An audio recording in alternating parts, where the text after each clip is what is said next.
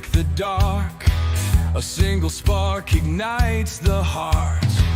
But if we turn when justice calls, the chains we forge will bind us all. When truth is silenced, when lies take hold, the cost is freedom, the soul grows cold. No one stands tall while another must fall. Freedom for one depends on freedom for all. We're mavericks of freedom, rebels in the fight, defending every voice, defending every right. For the moment we falter, the moment we stall, we lose our own freedom when we let others fall. You can't stand free while others kneel. When justice fades, it's freedom they steal. An innocent condemned, a crime unspoken, and with it the bond of liberty is broken. No tyrant rules without our consent. Oppression thrives where silence is spent. Stand for the weak, the silence the small, or freedom will crumble for us all. We're mavericks of freedom, guardians of the light, fighting for the truth, for what is just and right. For the rights of one are the rights of all. We rise or we fall by answering the call. Even those we may oppose deserve the rights we all uphold. For if we deny them what is fair, we build our own prison in despair. The fight's not easy, it never will be, but justice for one is the key to be free. We stand as mavericks, together we strive, defending the rights that keep freedom alive.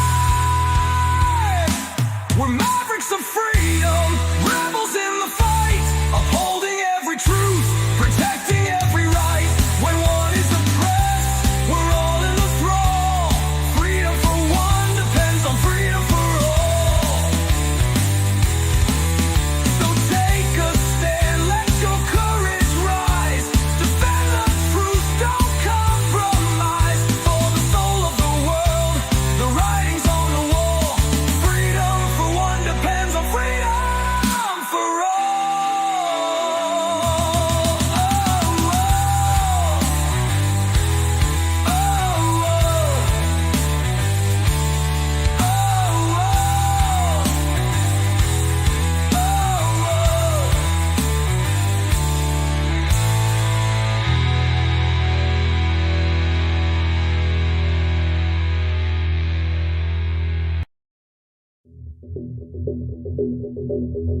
Greetings, Mavericks and new viewers.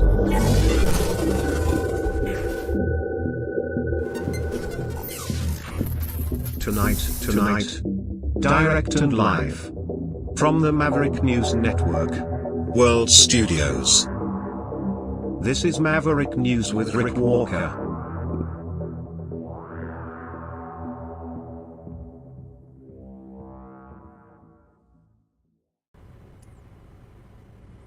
Good evening, everyone. Welcome back to the Maverick News channel. I just need to check my microphone here. Yeah, I think we're good. Fair amount of stuff going on. Donald Trump is like a one-man news machine. Every day he's dominating the news cycle. Held a news conference earlier today, made a bunch of announcements, talked about a lot of stuff.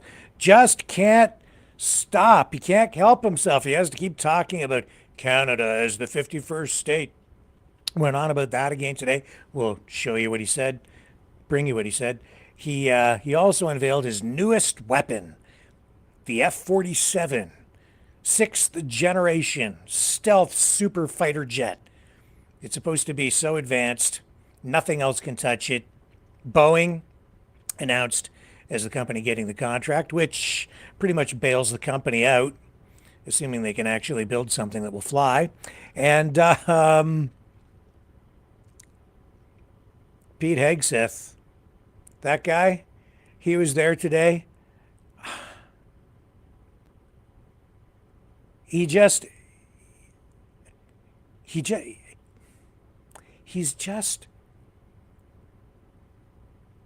He's too excited about it. He's too excited. There's something wrong right there. You'll see what I mean when we run the video. What else do we have? Oh yeah, Mark Carney, Canada's Prime Minister, meeting with premiers, kind of an emergency session dealing with economic issues, the threat of Trump tariffs, and talking about how can we improve interprovincial trade in the face of this economic attack, war from Donald Trump. And plus, I'm going to explain why Liz Truss is a liar. You don't want to miss it. It's rich. It really is. I'll be right back.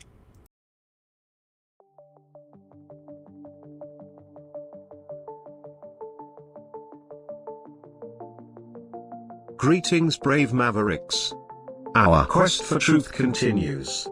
We go beyond fake news. Together we expose propaganda. Together we pull others out of rabbit holes. We are maverick thinkers. We are all unique individuals, defenders of individual rights and freedoms, credible, trusted, grounded in reality.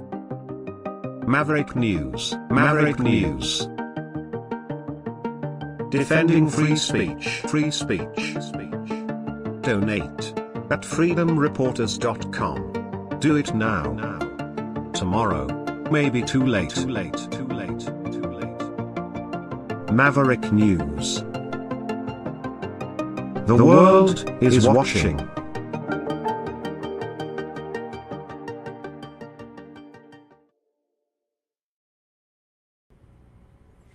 Okay, so F47. There's so much wrapped up in this. 6th generation fighter. Why did they call it the F47? I think because Donald Trump is the 47th president. And somebody's trying to stroke his ego, I think. That's how you get things from Donald Trump. Boeing got the contract, and Pete Hegseth got a new toy. He looks like a kid at Christmas.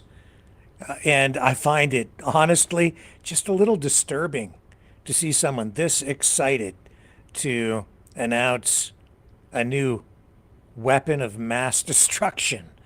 Nuclear capable. Capable of carrying nuclear weapons, flying at speeds in excess of Mach 2. The world's most lethal fighter jet. And he is acting like a kid at Christmas. Just can't wait to unwrap it and give it a whirl. Take it for a little test flight. Maybe drop a couple of test nukes. I don't know, man. I'm just saying, his demeanor is just way too... Well, just watch. Well, Mr. President, this is a big day. This is a big day for our warfighters. This is a big day for our country, a big day in the world. The name of this program is the Next Generation of Air Dominance. And Mr. President, because of your leadership, your clarity, America is going to have generations in the future of air dominance because of this 6th generation fighter. We've had the F-15, we had the F-16, the F-18, the F-22, the F-35. Now we have the F-47, which sends a very direct, clear message to our allies that we're not going anywhere, and to our enemies that we will be able to project power around the globe unimpeded for generations to come. Mr. President, this is a gift to my kids and your kids, to my grandkids and your grandkids. This is a historic investment in the American military, in the American industrial base, in American industry that will help revive the warrior ethos inside our military, which we're doing, rebuild our military, which the previous administration did not do, by the way, Mr. President. They paused this program and were prepared to potentially scrap it. We know this is cheaper, longer range, and more stealthy. President Trump said we're reviving it and we're doing it. And then we are also going to reestablish deterrence. Under the previous administration, we looked like fools. Not anymore. President Trump has reestablished American leadership. The F47 is part of it. And Mr. President, thank you for having the courage to do it and leading the way for all our warfighters. Thank you very much, Pete. One of the things I will say, but the generals are going to speak in just a couple of seconds, but this plane flies with drones. It flies with many, many drones, as many as you want, and it's a technology that's new, but it doesn't fly by itself. It flies with many drones, as many as we want, and that's something that no other plane can do. So I'd like to introduce, if I might, Air Force Chief of Staff General David Alvin, and also General Dale White, two incredible people that I've known over the years, but I got to know them really well over the last few months. It is an important day, but I don't know if it's a great day. Thank you very much, Mr. President. It's Mr. President, scary day. Mr. Secretary, thank you so much for your unwavering commitment to our military. I will say this is a big day. This is a big day for our United States Air Force as well. You know, air dominance is not a birthright, but it's become synonymous with American air power. But air dominance needs to be earned every single day. And since the earliest days of aerial warfare, brave American airmen have jumped into their machines, taken to the air, and they've cleared the skies. And whether that be clearing the skies so we can rain down destruction on our enemies from above, or we can clear the path for the ground forces below. That's been our commitment to the fight, and that's really been our promise to America. And with this F-47 as the crown jewel in the next generation air dominance family of systems, we're going to be able to keep that promise well into the future. I also want to thank everyone from industry and within government, our engineers, who have worked tirelessly on this program to bring it where we are right now today. This shows that American talent, American skill, and American determination are second to none, because this platform is second to none.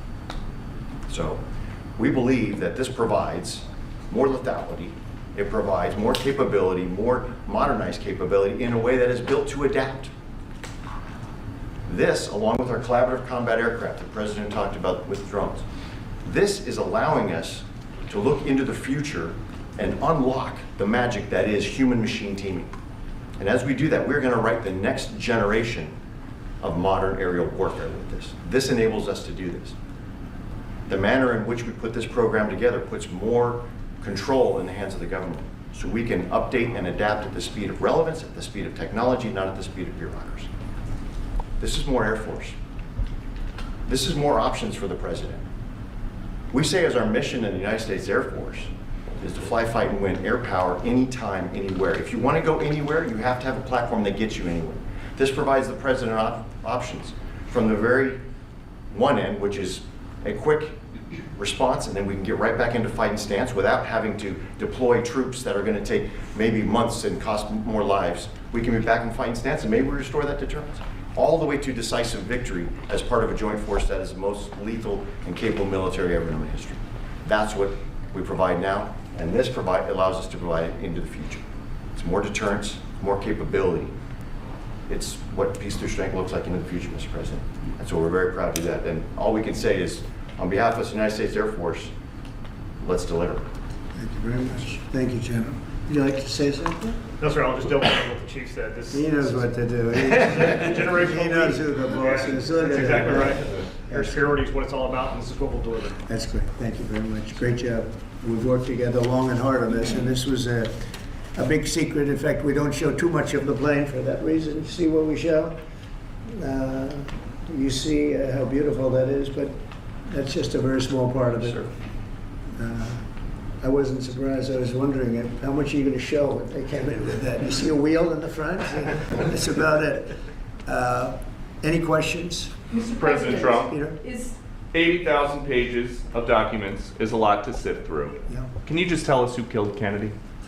Well, I was given the task of releasing that because many presidents have gone through it and they haven't released. And I said, release. We even released Social Security numbers. I didn't want anything deleted. They said, so what about Social Security? People long gone, but they're long gone, so I can't imagine. But I said, if you don't delete it, if you do delete it, we have people are going to say, why did you delete it? There's something in there. So we gave Social Security, we gave everything.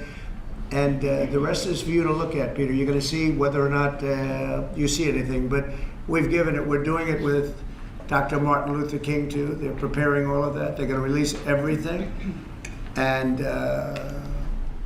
whoever else they want. I mean, you know, we have nothing. We really have nothing to hide. We shouldn't have. You know, when a lot of time goes by. But with the Kennedy files, in particular, they were going crazy on them. I don't think there's anything that's earth-shattering, but you'll have to make that determination. In those, you know, it's 80,000. It's actually 88,000, and we have some additional things, as you know, come out today. And for that, you can go to the offices and you can see whatever you want to see. Everything is out there, totally open.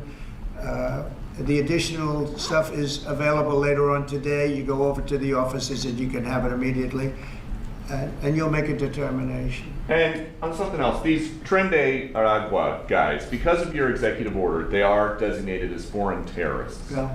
If ISIS or Al-Qaeda foreign terrorists were operating here in the United States, cops would probably be shooting first and asking questions later. And so what is the difference between terrorists, between somebody like an ISIS or an Al-Qaeda operative versus a MS-13 or Trende Aragua? Well, these are people that focus on destroying people in their homes.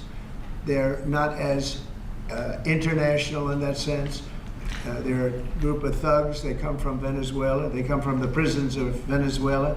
They're very, very dangerous people, but they didn't look so dangerous when the guards took care of the situation from El Salvador. And I want to thank the president. He's a friend of mine. He's done a great job.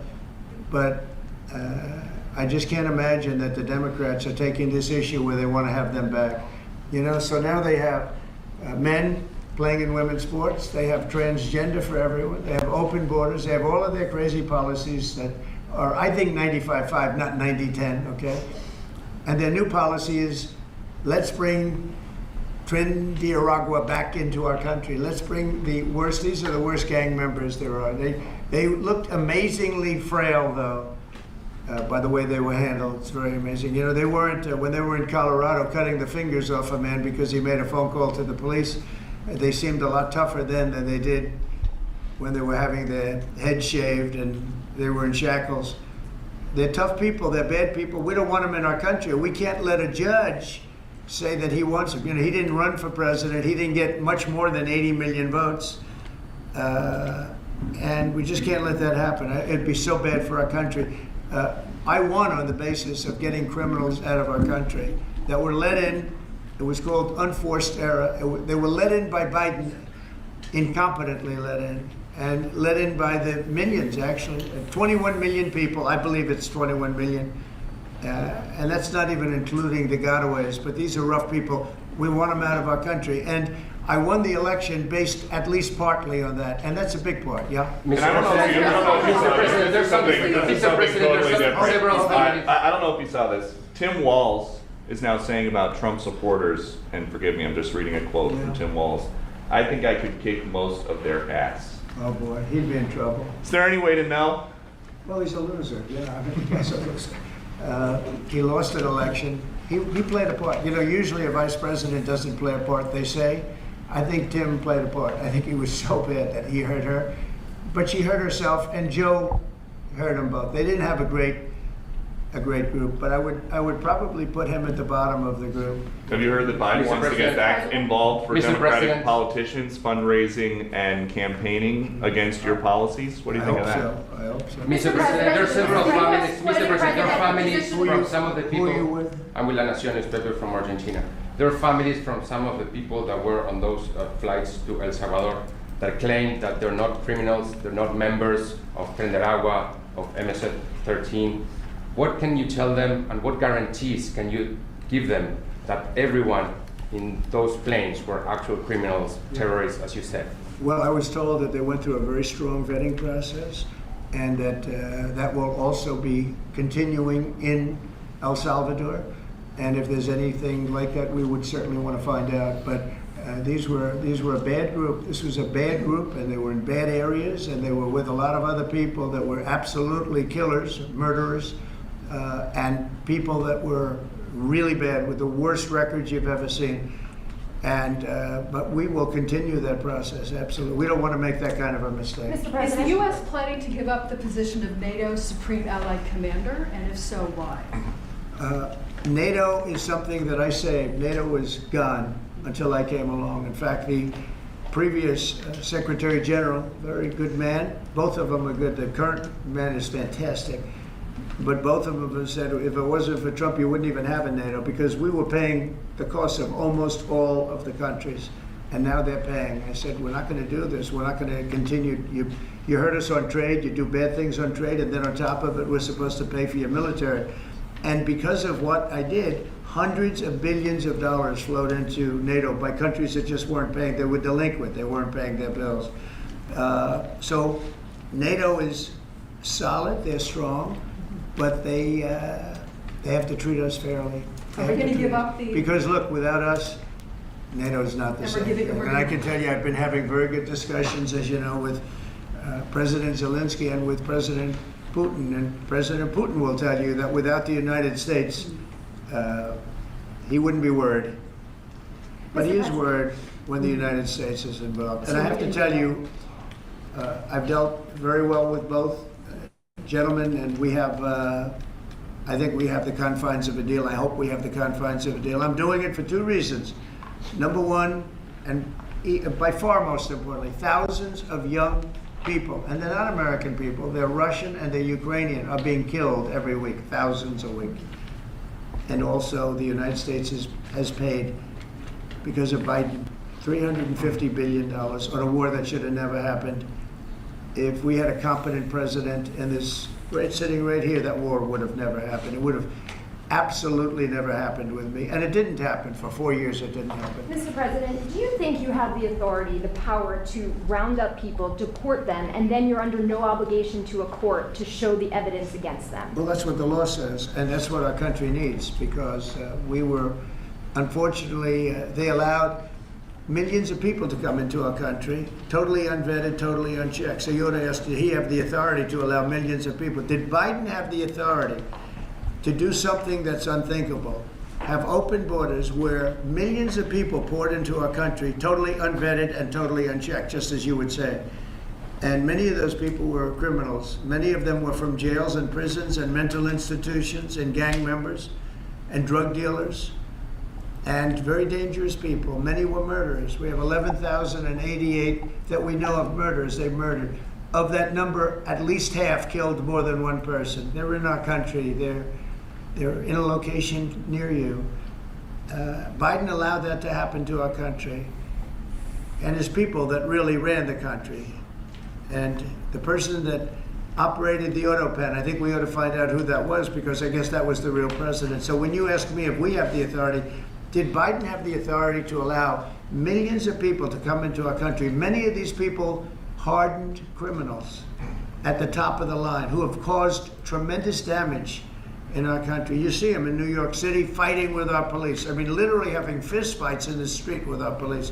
These are tough, hard criminals. Many of them came out of jails, and not just South America, from all over the world. They came out from Africa, from the Congo. They came out from Asia. Not just South America, but many from South America. These are hard, tough criminals, and we have to get them out. And a judge sitting behind a bench someplace got a nice appointment. You can't take that away from the people that are responsible. Now, in this case, Marco Rubio has a lot of big decisions to make, and he's a fantastic person, a great man. I think he'll be our best. I think he has a chance to be our best Secretary of State. He's been doing incredibly. He works so hard. He's gone to so many different countries already. And he's got the authority to get bad people out of our country. And you can't stop that with a judge sitting behind a bench that has no idea what goes on, who happens to be a radical left lunatic. Do you think the judiciary... Okay, so we might come back to some of this because he still needs to talk about Canada, but we've got other stuff to cover tonight too, and a limited amount of time to do it in. He says that F47, that's a $20 billion contract, by the way, and Boeing is expected to bring in you know, hundreds of billions in contracts for that piece of military hardware. And here, and Trump says they don't show very much of it. We do have some concept drawings and some renderings that have been released of what it could look like. Here's a video from, I believe this is Boeing. We'll show you as much as we can by showing you what they're showing us. Here we go. Come on, play. It is twirling around. Come on, internet. Come on, internet. I'm waiting. Let me take a break. We'll see if we can get the internet to work.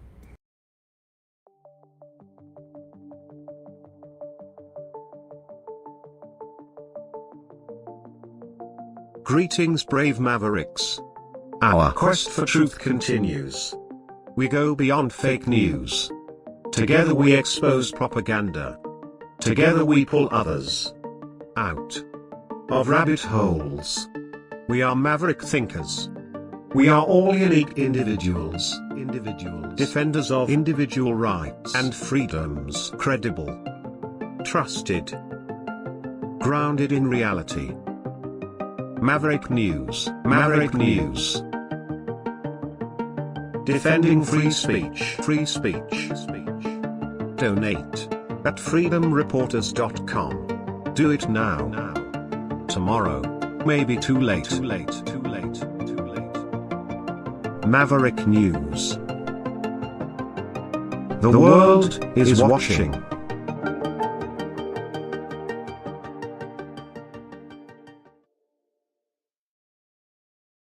Let's try this one more time. This is the promo video for the F47. I'm going to turn the audio down so we don't get a copyright strike.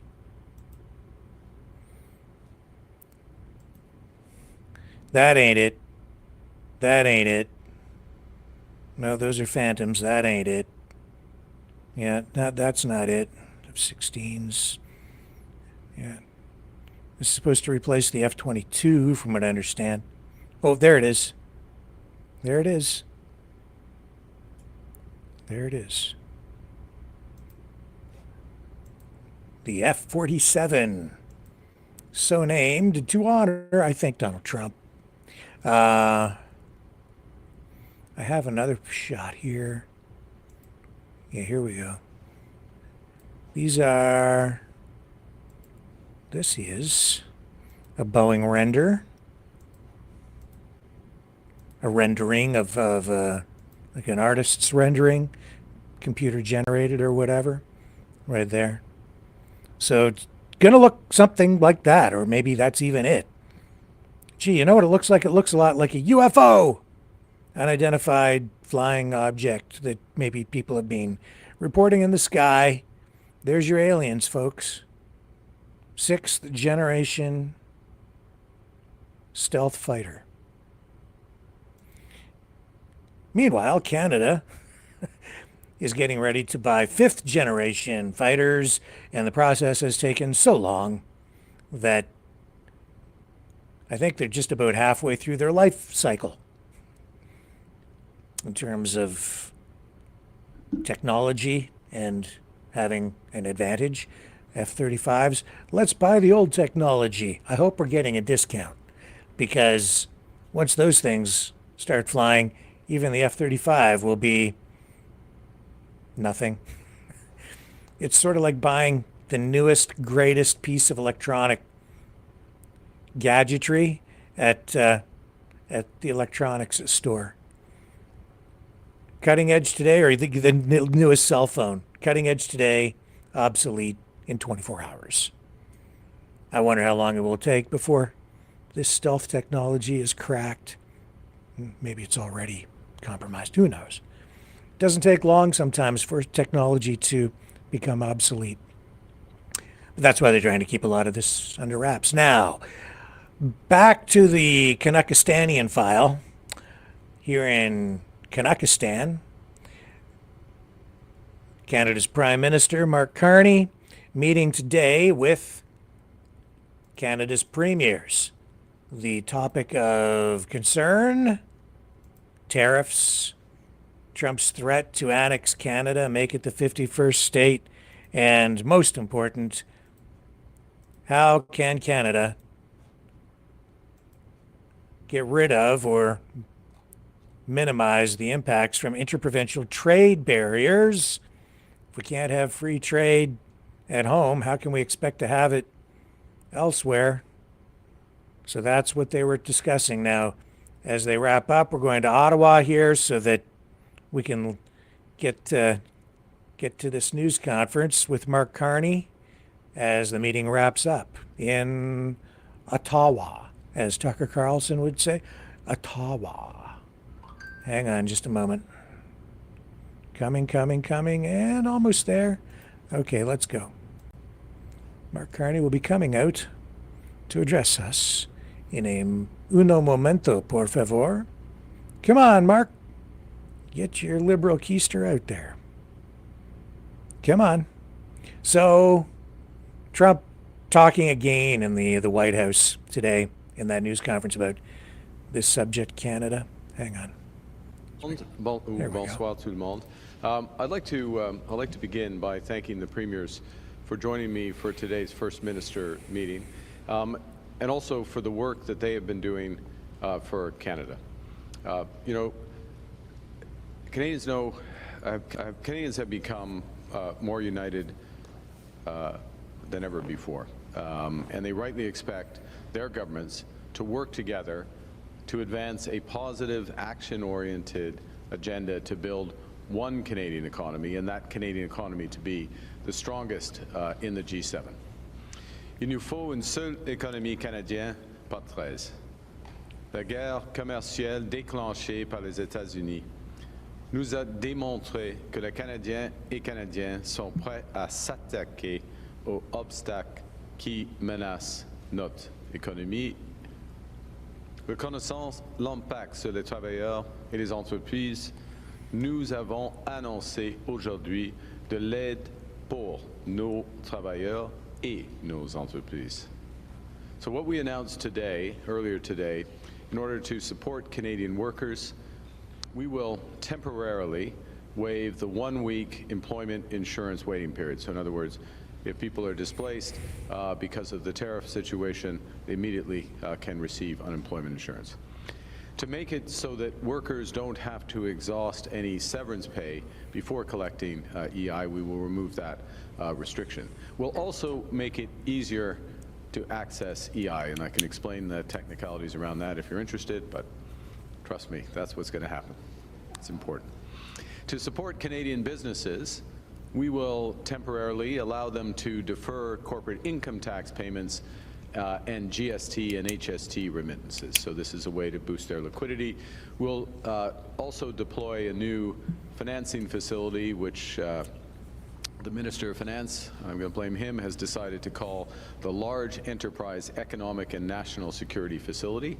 And again, this will provide liquidity support. And we will also provide more funding for regional development agencies. These measures as a whole will help our workers, help keep our businesses running, and protect our economy during this phase of the trade war. Now, we briefed premiers on this. We had an exchange of views on the situation with the United States, the tariff measures announced by China, and then the meeting turned to its focus, which was nation building.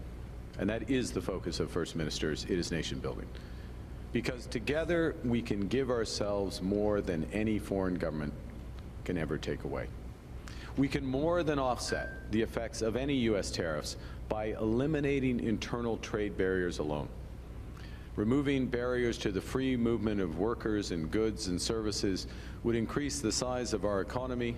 This is an updated figure by $250 billion. So that's the equivalent of more than $6,000 for every single Canadian.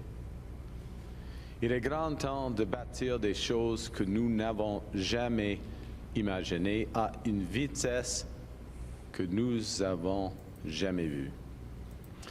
Il faut s'unir pour bâtir le pays le plus fort, le plus juste et le plus libre du monde.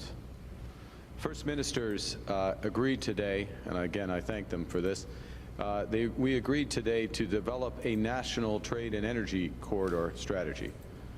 Yeah, for transportation, for energy, for critical minerals, and digital connectivity. And so the agreement is to turn what has been a concept into a reality that will diversify and strengthen our economy. And to make that concrete, the federal government, my government, is acting now in several ways. Let me begin by saying that we are committing to remove all exemptions, all federal exemptions, under the Canada Free Trade Agreement.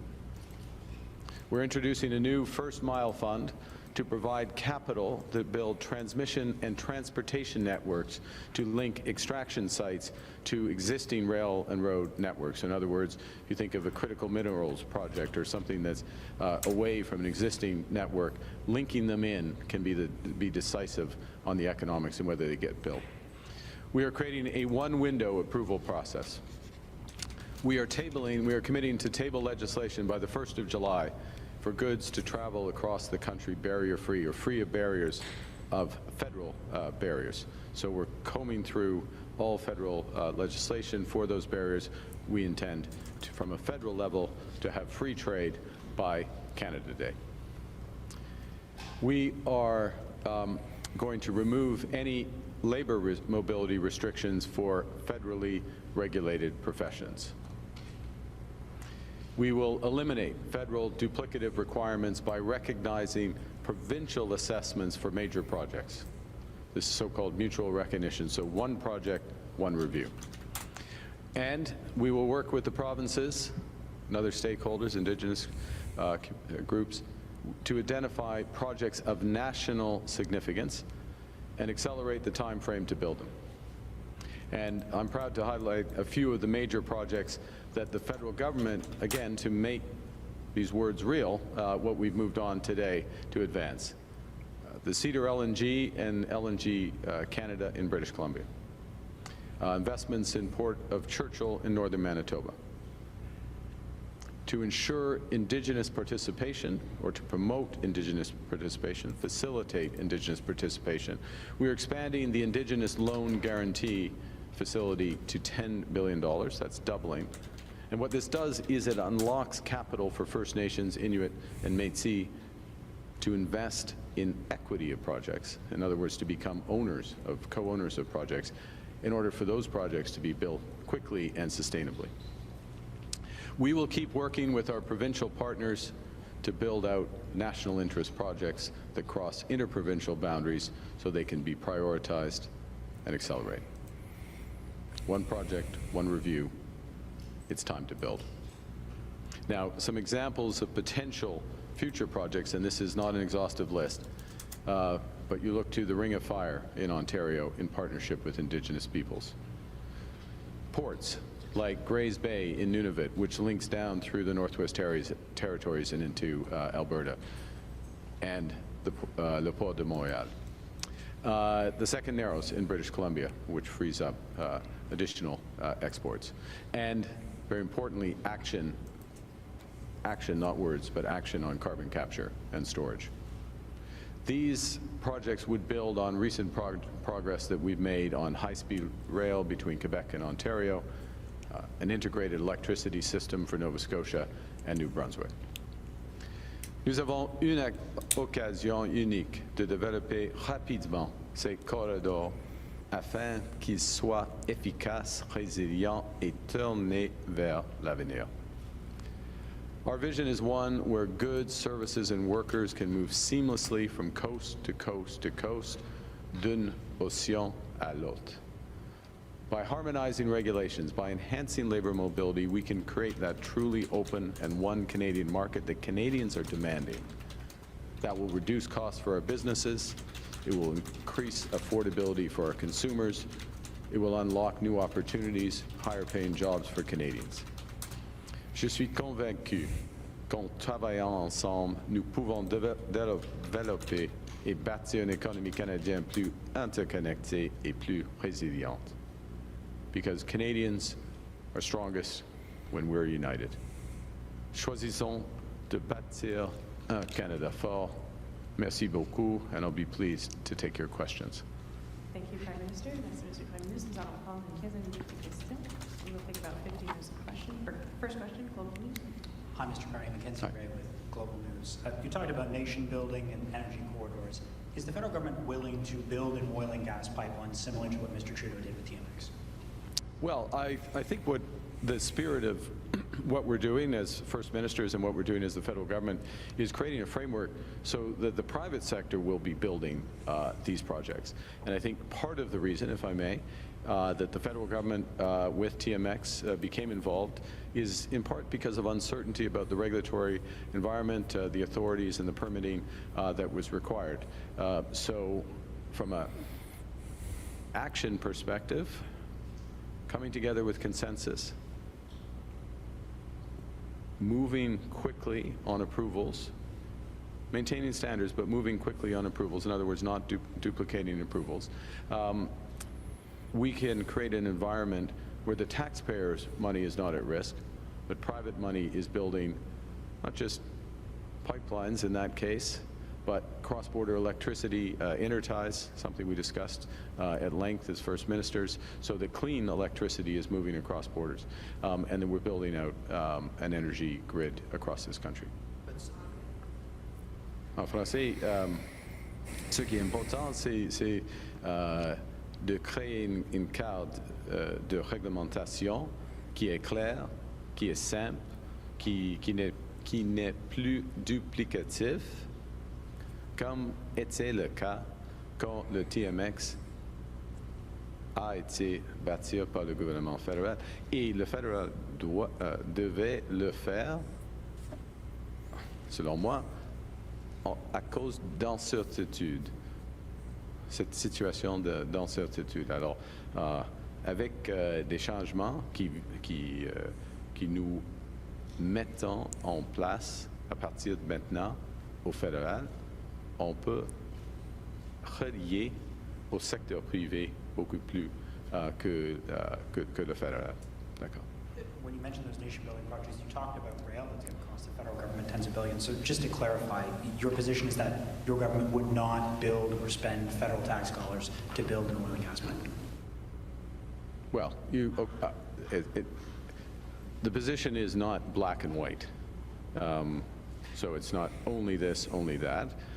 So for example, with respect to the TGV, the high-speed rail, there is an overall cost estimate for that project.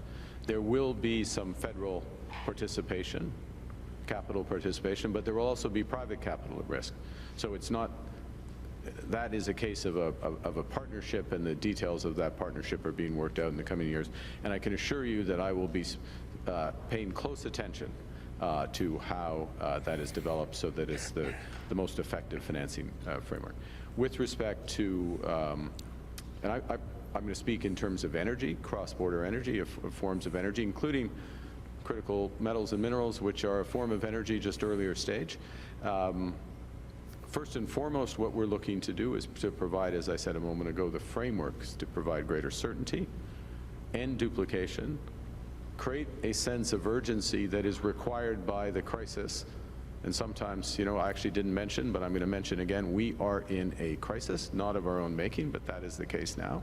And we need to come together and focus on it, which is what First Ministers were doing today, and I salute them for it. And by doing this, the vast, vast, vast majority of investment dollars and risk is going to be borne by the private sector, and rewards, of course, by the private sector. But I'm not going to rule out any federal participation in any possibility down the road. I mean, it's possible, but the emphasis is on private construction. Thank you. Good evening, Prime Minister Carney. Olivia Stefanovich, CBC News. You appeared to suggest yesterday that you're open to moving away from the federal government's emissions cap, while your environment minister said that the cap will remain in place. Can you explain what your approach will be to the emissions cap, and specifically how it will be determined and what will inform your decision?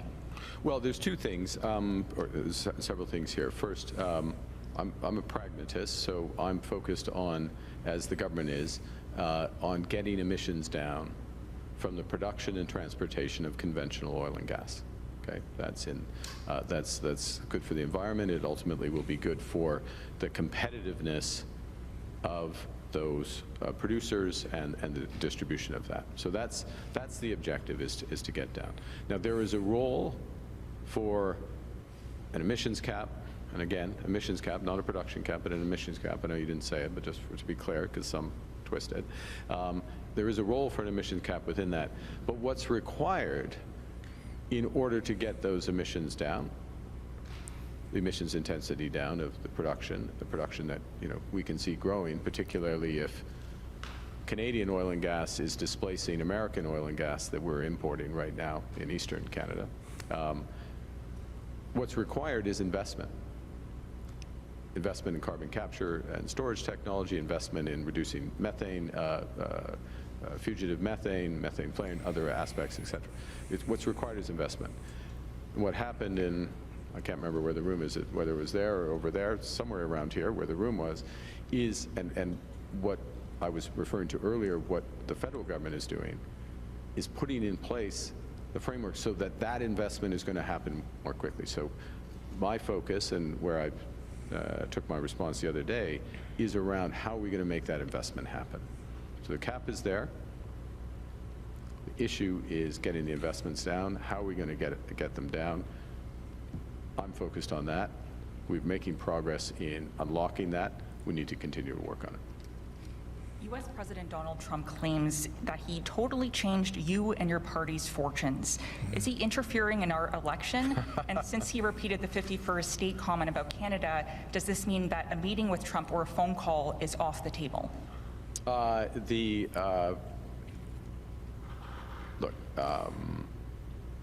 Canadians are going to decide who their next government is going to be. I trust Canadians to make those decisions. We'll have, I'm sure, a robust election campaign, and Canadians will make the choice. No foreign leader is going to determine who's best. One of the factors is going to be, in my judgment, who is going to be best for Canada in the negotiations with the Americans, which will come, but they're, from my perspective, they're not going to come until we get the respect we deserve as a sovereign nation. By the way, this is not a high bar. This is not a high bar to say we will sit down as a sovereign nation and have this negotiation, but also that we will have a comprehensive discussion. Not a discussion about one-off tariffs, the latest initiative, but a comprehensive discussion of the economic relationship and the security relationship, which is also in the interests of the United States. So the interference, I'll leave that to one side. The requirements for the negotiations are clear. We're ready. Last point I would make, which is the most important point, and I've said it before, but I'll keep repeating it. We can't control what's said in an Oval Office spray, I think it's called, scrum, we would say. We can't control that. What we can control are the types of issues we talked about today as First Ministers and what's behind that. That investment, that building the Canadian economy, that will give us far more than we could lose from American trade actions. Now, of course, in the end, America is going to lose from American trade actions. And that's one of the reasons why I'm confident that there will be that discussion with the appropriate amount of respect and the breadth. And I'm ready for it anytime they're ready. Okay, let's end that one there. And what we will do is go back to Mr. Trump and see exactly what it is that he said in his own words, so that you get the proper context, because Carney was responding to the question, which was prompted by Trump saying this. Canada. Nobody knows that Canada is charging our dairy farmers. They have 270% tariffs. Nobody knows that. Nobody knows that. They have up to 400%. They have a couple of tariffs at 400%. Nobody knows that. Nobody talks about that. And remember, with Canada, We don't need their cars. We don't need their lumber. We don't need their energy. We don't need anything from Canada. And yet it costs us $200 billion a year in subsidy to keep Canada afloat. So when I say they should be a state, I mean that. I really mean that. Because we can't be expected to carry a country that is right next to us on our border. It would be a great state. It would be a cherished state. The taxes for Canadian citizens would go down in less than half. They don't spend money on military because they think we're going to protect them. There are many things that they do, like icebreakers. They want us to provide icebreakers for them. Oh, that's wonderful.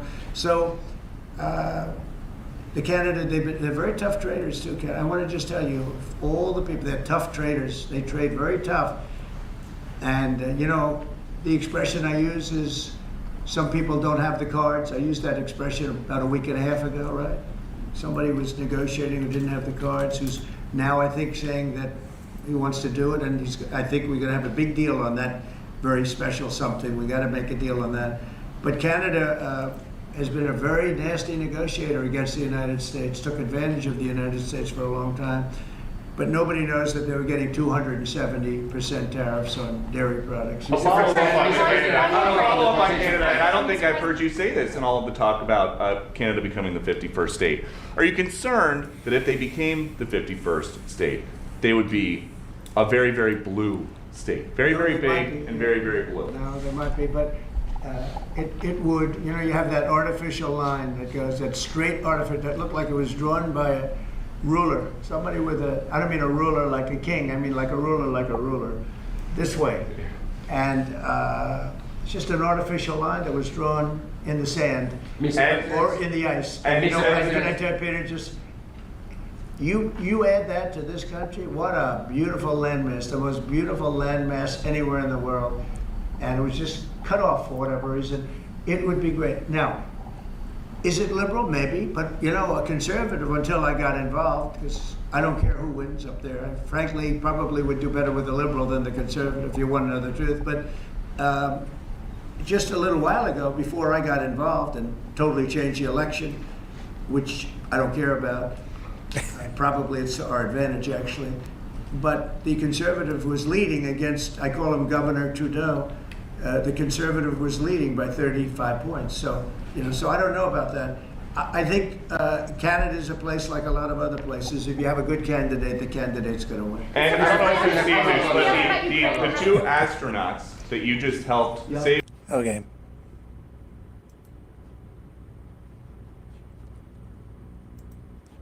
It just, I didn't know that. He just, this report, I'm going to rewind this before I get into this. Those astronauts that just came back, listen to this. I hope I have it queued up at the right place. To our advantage, actually. But the conservative was leading against, I call him Governor Trudeau. Listen to what said the conservative at the end was of this. leading by 35 points. So about these astronauts. So I don't know about that. I didn't know this. I think Canada is a place like a lot of other places. To make them whole. Overtime pay. Saved from space. I think Canada is a place like a lot of other places. If you have a good candidate, the candidate's going to win. Here we go. And the two astronauts that you just helped save from space, they didn't get any overtime pay for all that extra time. They got $5 a day per diem. For 286 days, that is $1,430 in extra pay. Is there anything the administration can do to get them, to make them whole?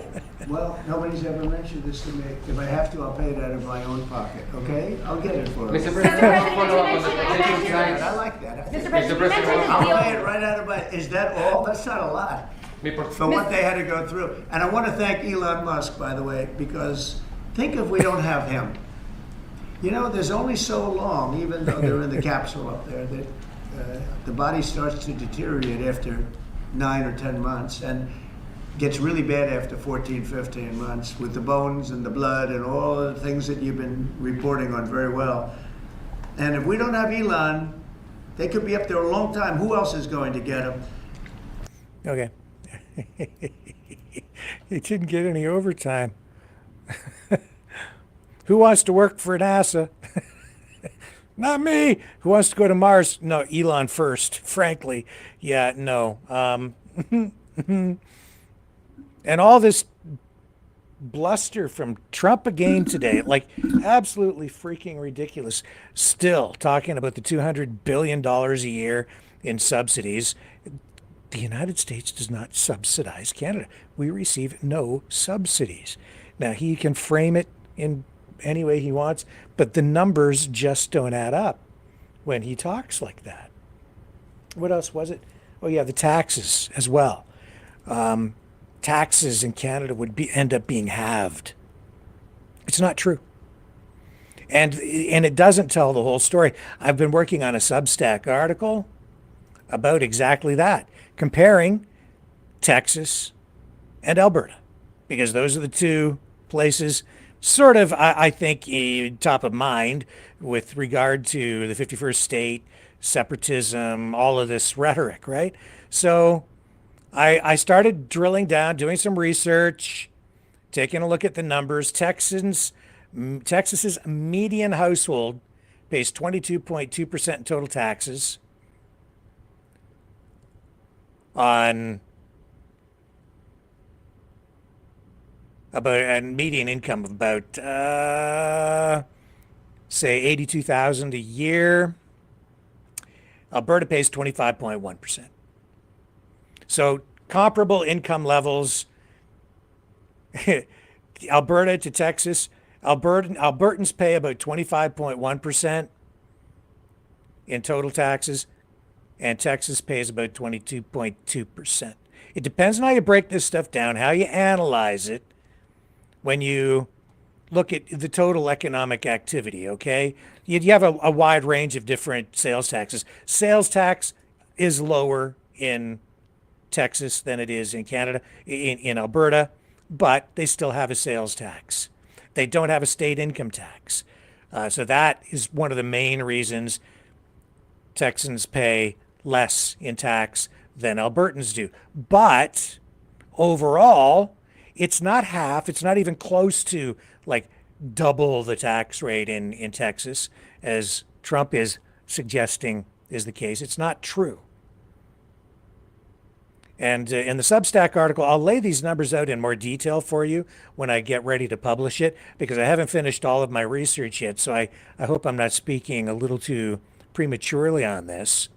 But it is true that, say, on average in Texas, where I've spent a fair amount of time in Texas myself, and I love Texas, but there are just other issues. It's not cut and dried, black and white, apples to apples, oranges to oranges. It's a little bit different. The approach to governing is different. Social programs different. And so, yes, there is a higher overall median wage that people have in Texas. There is more economic activity. It's richer in Texas than it is in Alberta, but that's not just because of oil. It's because they have other things going for them that Alberta doesn't have. Alberta is basically landlocked.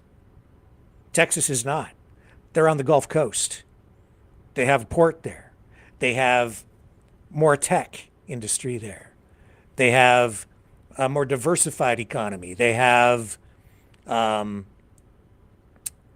agriculture like Alberta does, but the climate is different. Everybody's focused just on the oil, but the oil is only part of the equation. And so while you may end up with, say, a median income about $10,000 more in Texas than you have, or maybe $12,000 on average, and this is just trying to find the median level, okay? There are different ways to look at it. At the extremes,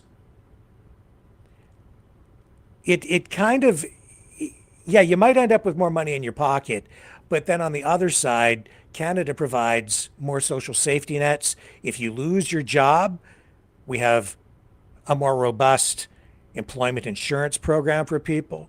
If the oil patch goes through a downturn and you end up losing your job, you've been working in the oil patch, you can get employment insurance much easier in Alberta than you can in Texas.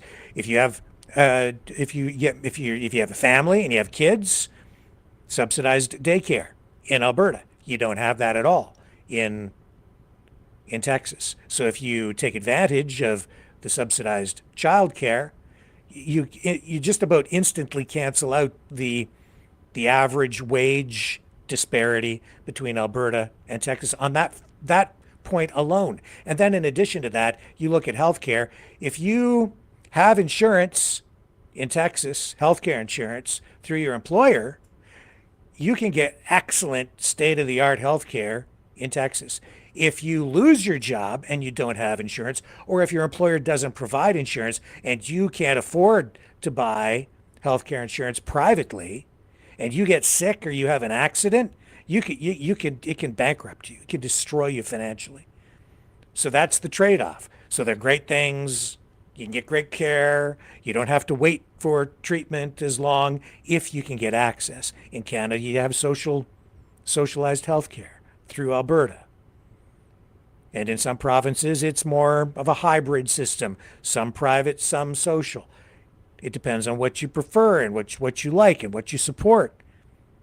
But the quality of life is also what it comes down to. And I can tell you just from traveling through Texas, there are very, very affluent areas, and there are also some really dirt poor areas. Like, I mean dirt poor.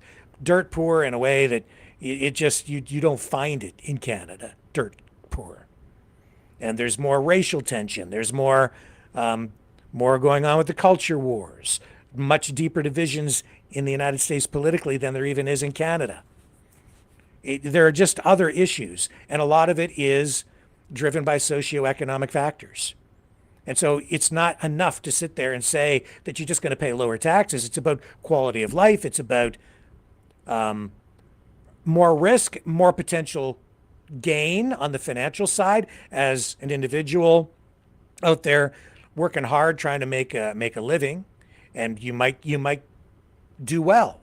But on the other end of the equation, if you can easily fall through the cracks and end up with nothing and in the gutter, with little or no social supports from government at all in a place like Texas. And a lot of people actually move out of Texas when they run into those kinds of situations because they can get better social safety or social programs in other places, in other states. It's a complicated equation, and I'm not saying one is necessarily better than the other, but I think that's kind of what it comes down to. Is one's just different than the other, and it comes down to personal preference, what people are used to.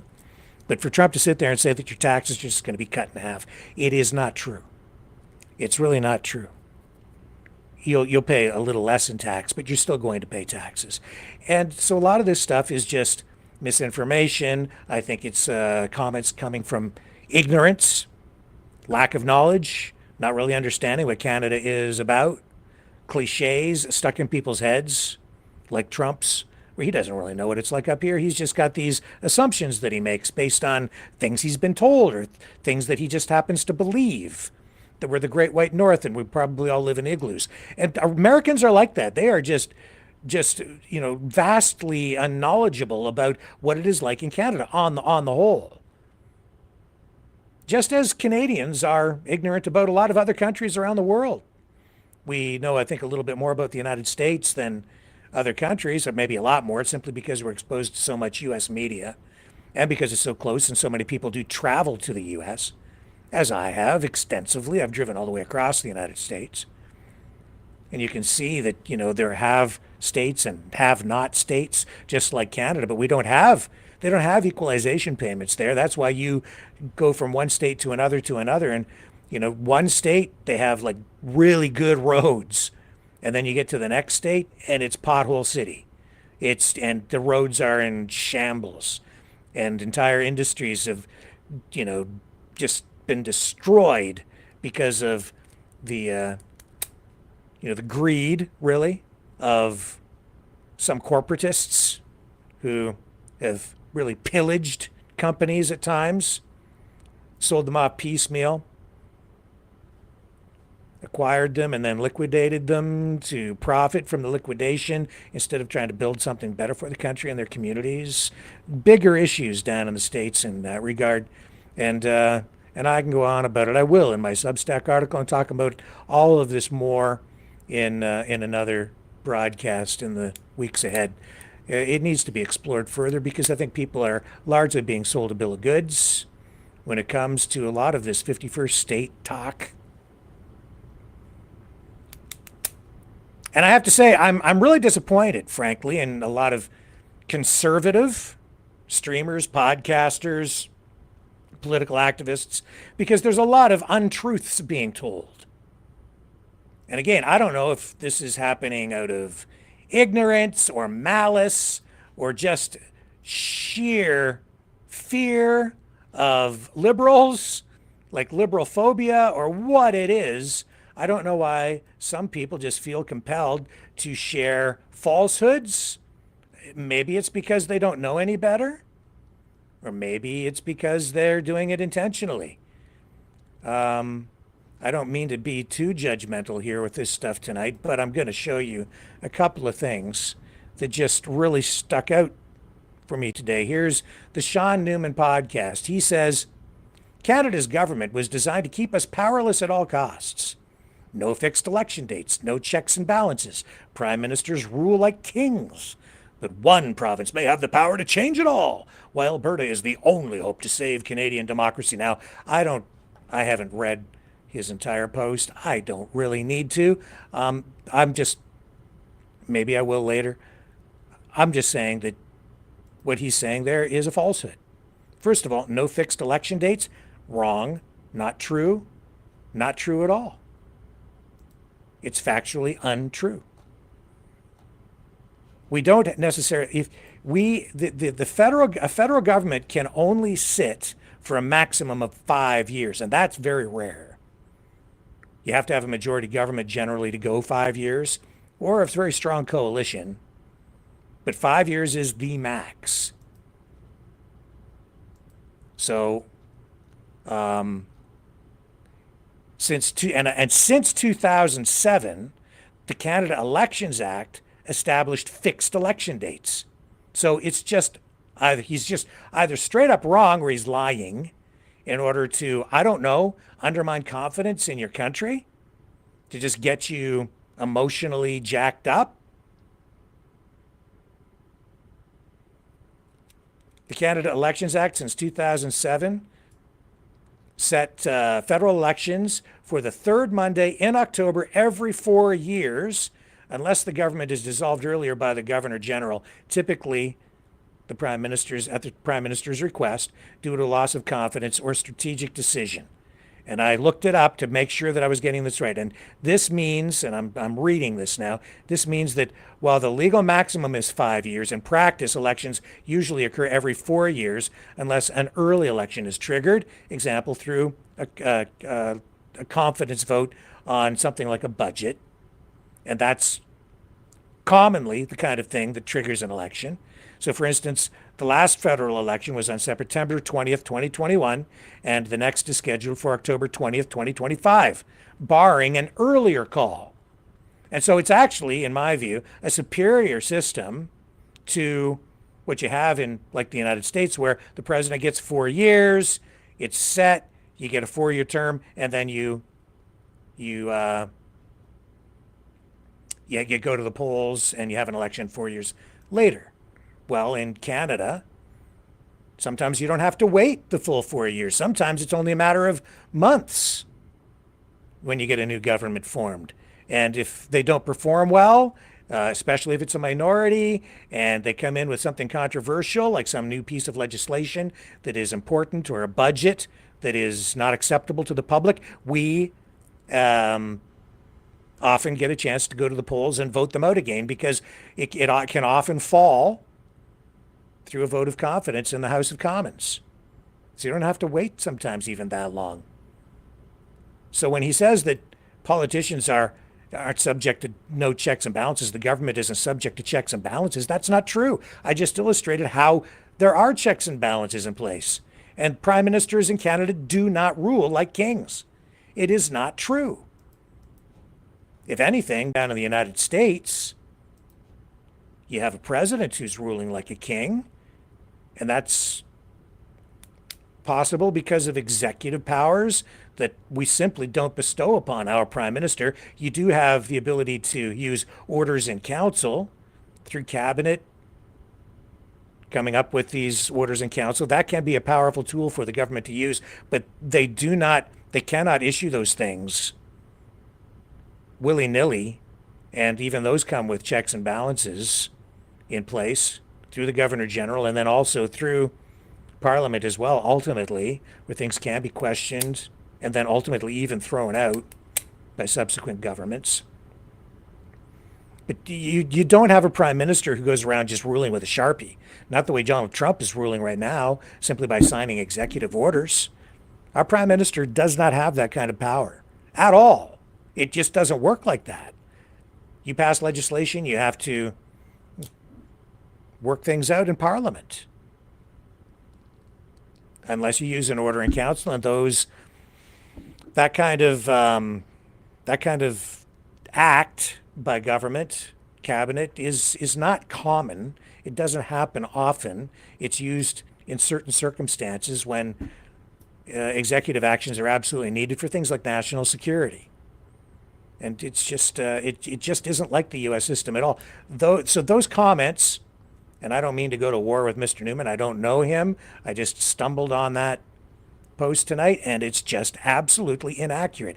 It's exasperating to me because I keep seeing assertions like that made by a lot of different streamers who tell you that they know what they're talking about, or some people who say they know all about legal issues or legislative things, and they're making stuff up, or they're just stating things that are not factually true. It just frustrates me beyond belief because it misleads Canadians. It actually drives a lot of people crazy. Not to say our system is perfect. It is not. But these broad sweeping statements of like dictators and kings and, oh, we'll probably never have another election. I mean, how often do these people have to be wrong, demonstrably wrong? How many times does it just have to hit you smack dab in the face before you realize that they're either ignorant, stupid, lying, or whatever? I'm just saying, Justin Trudeau, I kept telling you, his days are numbered. He's going to be gone. He's gone. Don't lose faith. Don't lose hope. He was going to go, and he went. Now you've got a new Liberal to hate, and they're ramping up the rhetoric on Mark Carney. And okay, that's politics. Fair enough. But keep that in mind. It's politics, right? Melanie Joly on CNN.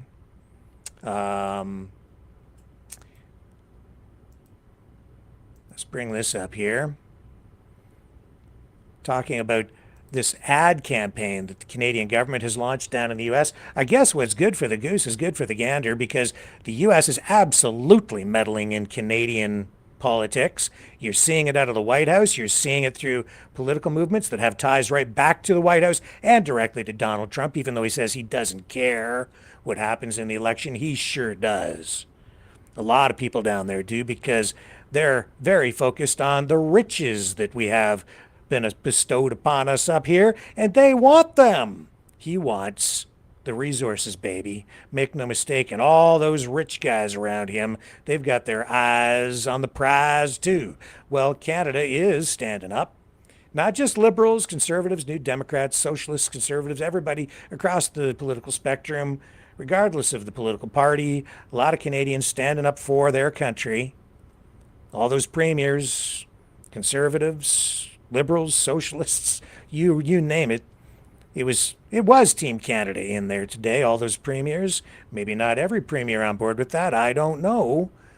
But the Americans are meddling, and now the Canadians giving it right back to them with a bunch of billboards that have been purchased saying that tariffs hurt hardworking Americans. Here's Jolie on CNN. So tell us more about this ad campaign that you're launching, and what states in particular. So we will be having huge billboards along the key highways in Florida, in Nevada, in Georgia, in New Hampshire, Michigan, Ohio, 12 different states. And we know very much that these states are red states. But we're doing that because we think that we need to send a message to the American people for them to understand what's at stake, because this is really going to hurt, their livelihoods and have an impact on their wallets. And my message to hardworking Americans is, please talk to your senators, talk to your House representatives, to your mayors, to your governors. Send a message that you don't want these tariffs, because nobody will win in this approach coming out from the White House. So it is important that all together we work to prevent them. Okay, so fair enough. For me, it's not a liberal conservative issue. It's a Canada issue.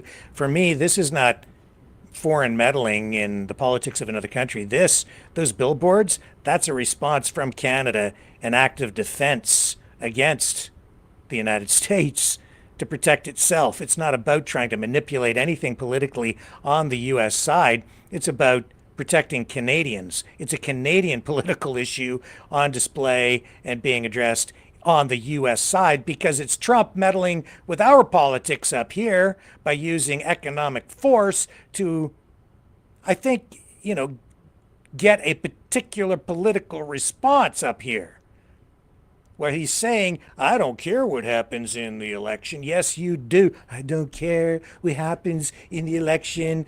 I'm the greatest president in history. No, he cares very, very much. And when he's saying he'd rather deal with a liberal government, that's a lie. He's gone to war with the liberals.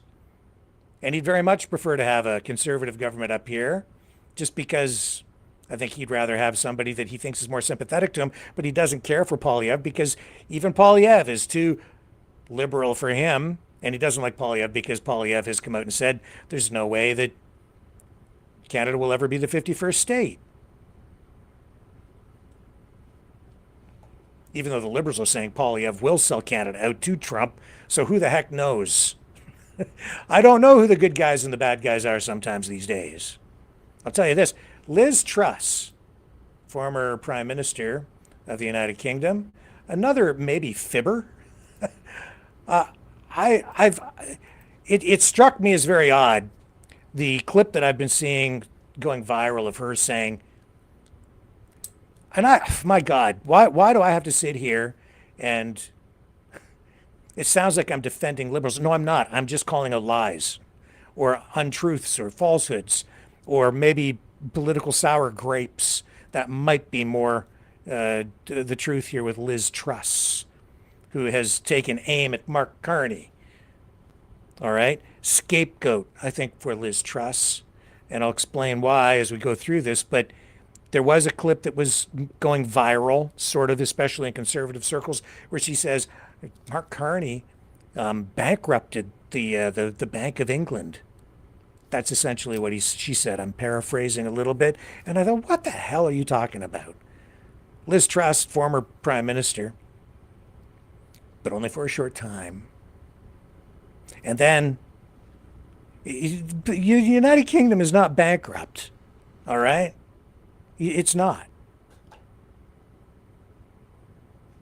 So she's on on this interview with Glenn Beck, another one, a separate interview. And I don't know how recent this is. It might be fresh.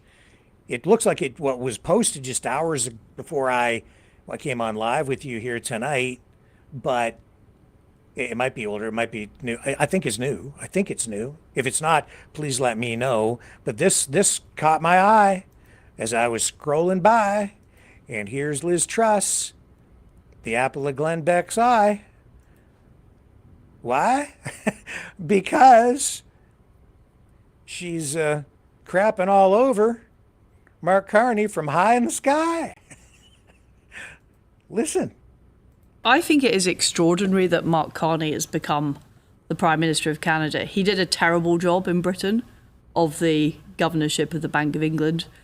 He created a lot of the problems that blew up on my watch and that I got blamed for were actually created by him. He backed Labour in the election and Rachel Reeves's policies, which are leading the country to bankruptcy. So why on earth the Liberal Party of Canada has selected this man, I have no idea. And I think it is illegitimate that this guy has never been elected as a member of Parliament in Canada. I'm utterly puzzled, and the Canadians. Now, I'm not going to tell the Canadians how to vote. Obviously, I want the consent. Okay. Oh my God. Is she full of crap? Again, I can't believe I have to sit here and do this. The woman has got to be lying. She can't understand how he became prime minister without being elected.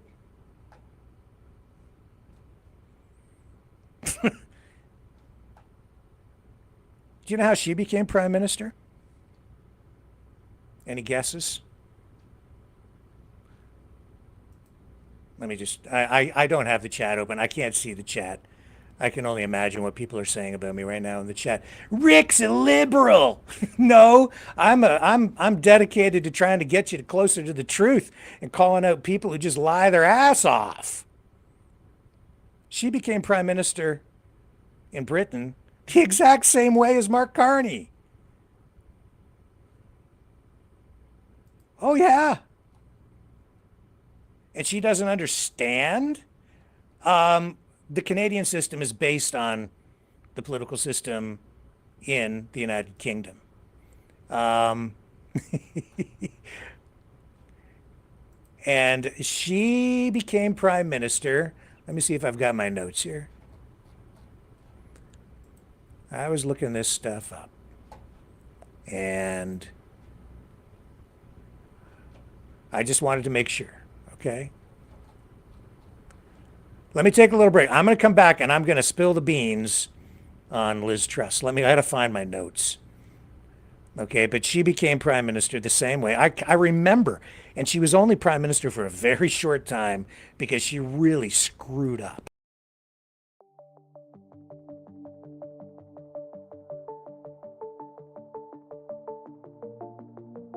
Greetings, brave Mavericks.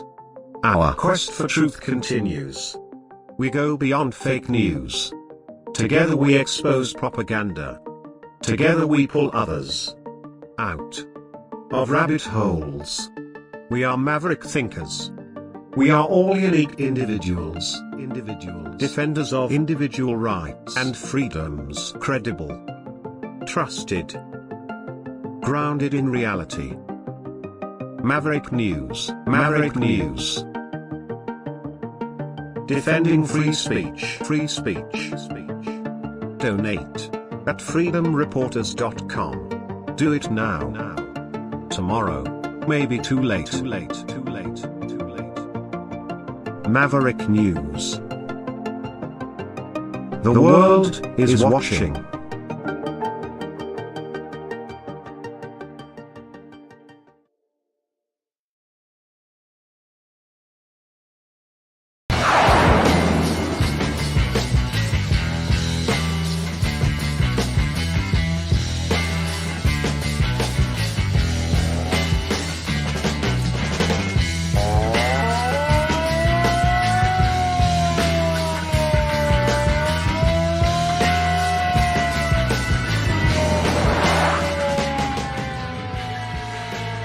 Maverick News.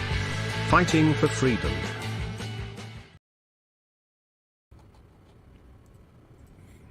Okay, so yeah, Liz Truss. Got my notes here so I can make sure, try to get these dates correct. So she took office in September of 2022. And I remember we talked about it on this podcast because we were doing the program at that time. And it followed the resignation of Boris Johnson, who stepped down as both prime minister and leader of the Conservative Party amid various controversies and internal party conflict and pressure as politics goes. And so when a party leader resigns, the party holds a leadership convention to choose a replacement. And since the Conservatives held a parliamentary majority from the 2019 general election, which Johnson won as the leader, and their new leader would then automatically become prime minister, which is what happened with Liz Truss. So they held their contest. She won with, I think it was like, I don't know, it wasn't like as much as Mark Carney had. It was in the mid 50% range of the votes within her own party. They had, 57, just over 57%. And they had party membership voting on this of about 170,000 members, not the general public. So exactly the way Carney took power, she took power. And I don't understand how Canadians can accept that. I don't understand why Canadians would put up with a prime minister who wasn't elected. That was what happened with her. So she became PM without a general election because the UK system prioritizes parliamentary majorities and party leadership, not direct public votes for the prime minister. And that's the way that the system works here too. But in Canada, as I've talked about multiple times, there's massive incentive for a prime minister who is in the prime minister's position through that process to go to the polls and have an election, because Mark Carney can't sit in the House of Commons right now because he has not been elected as a member of Parliament in a riding.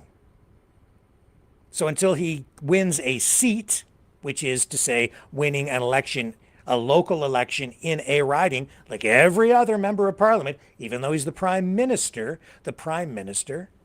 where he gets to make appointments within the government, he can't even sit in the House of Commons for question period. And he's going to want to be able to do that to effectively govern and exert influence and whip his MPs into line to get them to vote for the things for the platform that the party stands for. He needs to get into the House to effectively run everything and fully exert the influence of his office upon the government. So that's why we're going to the polls. I kept telling everybody, don't worry, we'll be going to the polls soon. We'll be having an election. It's coming. It's coming. No, he's never gonna do it because he's a dictator. He rules like a king and he doesn't have to. No, we're going to have an election. He's going to announce call the election on Sunday. We know that's coming, and the expected date is April 28th. Now, what happened with Liz Truss? She doesn't like Mark Carney because she screwed up on a budget that ended up in her government falling. How did all that happen? Well,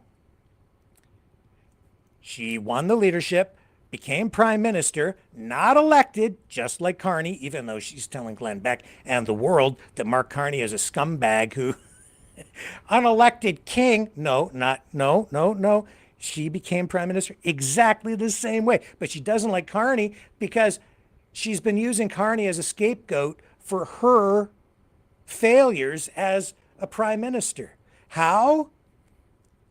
It's true that Carney is more socialist. He does believe in, carbon taxes and those things. You don't have to like it. You can like it if you want to. I'm just saying that that's kind of where he's at. But he is more conservative than, say, somebody like Justin Trudeau, and he is an economist. He does know how to run a bank. And so when he was the Bank of England's, the governor of the Bank of England, before Liz Truss was the prime minister, he did have some economic policies that were focused on emissions, and climate, okay, as every government around the world does. But more than that, but actually the big thing was money printing, because because he was engaged in quantitative easing, just like the United States, just like Canada, just like every other Western country. In fact, every country around the world was involved in quantitative easing, which results in inflation, because there was a downturn in the economy while Carney was governor of the Bank of England. So she blamed him for high inflation and said that this is why she had to take the economic measures that she took when she became prime minister. But what she did was it was just plain stupid. It was economic suicide. She introduced what was termed a mini budget. And what it came down to is she started to hack and slash at taxes. She scrapped the 45% top income tax rate for earnings over 150,000 pounds. Reduced that by a full 5%. She cut the basic income tax rate. And a lot of this stuff, you would say, that's great, and I'm all for lower taxes. And lower taxes can lead to more economic stimulation if you leave more money in the pockets of people. But while she was doing that, she was also engaging in not conservative economic principles or strategies. She put a cap on energy prices at a time when there were problems with like natural gas and oil coming into the country because of the war in Ukraine.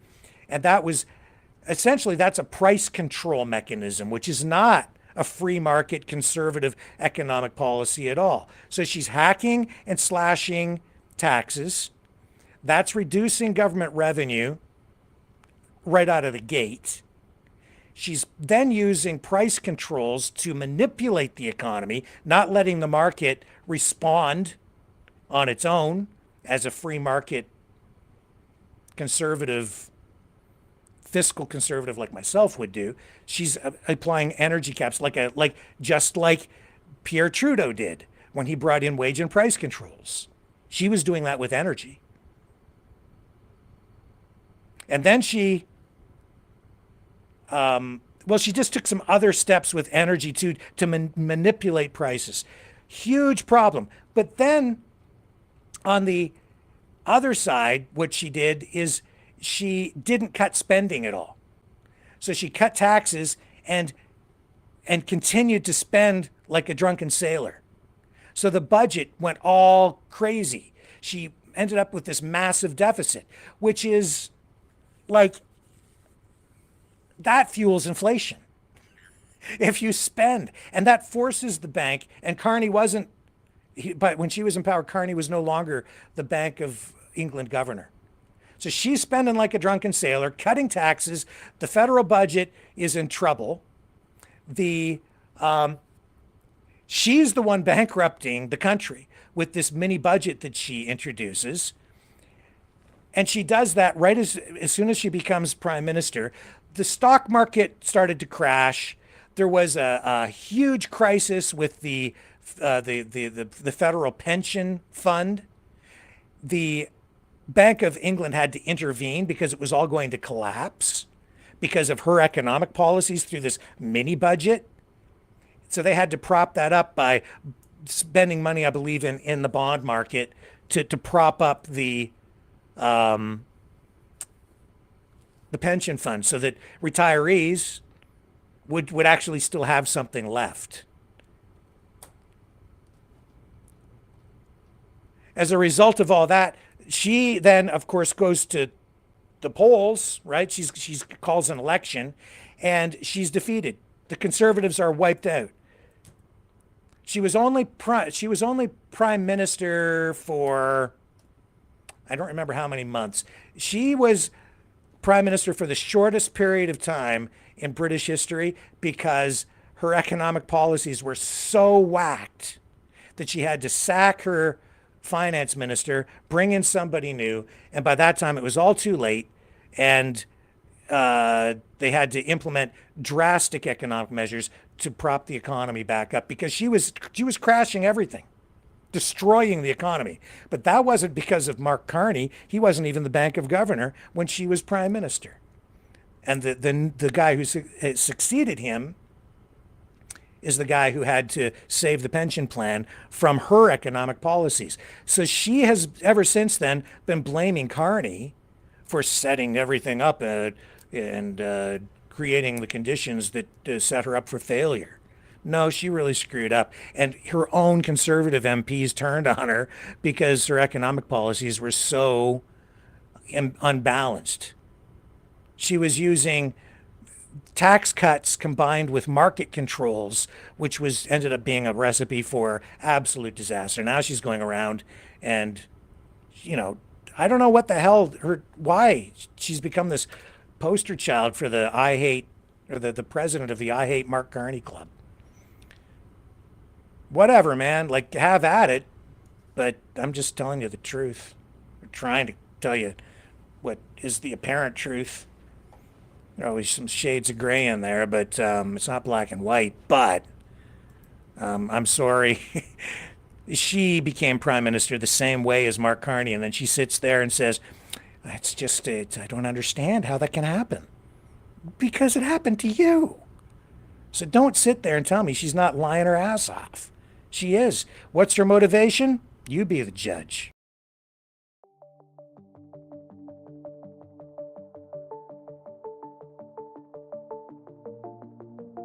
Greetings, brave Mavericks. Our quest for truth continues. We go beyond fake news. Together we expose propaganda.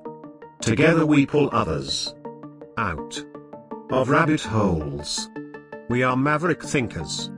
We are all unique individuals, defenders of individual rights and freedoms, credible, trusted, grounded in reality. Maverick News, Maverick News. Defending free speech, free speech. Donate at freedomreporters.com. Do it now. Tomorrow may be too late. Maverick News. The world is watching.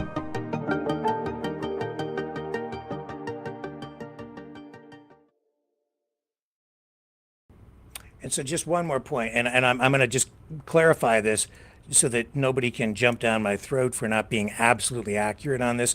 Now, Liz Truss was elected as a member of parliament when she became the leader of the party. So there is that, but she had not been elected as the prime minister. But that being said, she understands the process.